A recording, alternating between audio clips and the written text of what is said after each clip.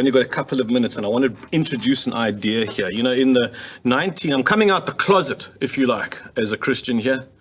In the 1970s, 80s and 90s in South Africa, there was a very strong spiritual revival. There was a massive, massive move of God. I believe very strongly, and it was evident in every single community. Although there were walls of apartheid separating us, it didn't stop the revival.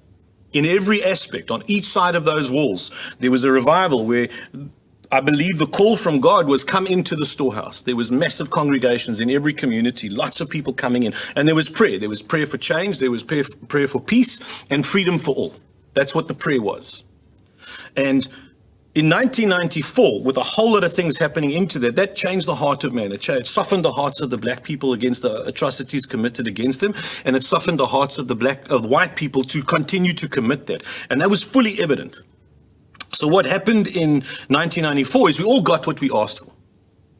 We got change, we got peace, and we got freedom for all. And then I noticed that something happened, because although I believe the call of God was to come into the storehouse and pray for those things, once the walls had come down, I believe, although God's word remains the same, his mandate changed, is go out to each other. Take my nasty little thing away there. Go out to each other. And that never happened. We never engaged each other. Whites assumed the blacks were all still heathens. We still need to go save our black brethren in Africa because we're so righteous. And I don't know what the black viewpoint was, but what I did note, and you've described it, is in the white privilege, whites stood back and we did our own thing because we didn't need the government.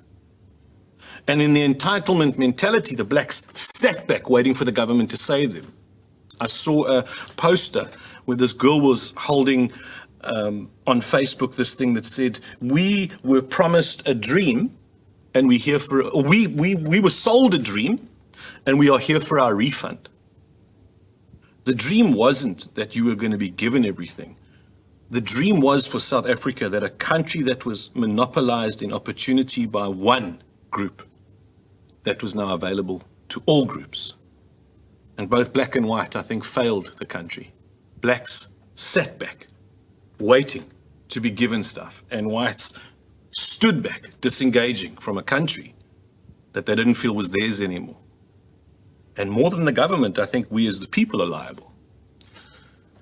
We can only come to that if any meaningful change will ever happen in our country, it will be affected by the people.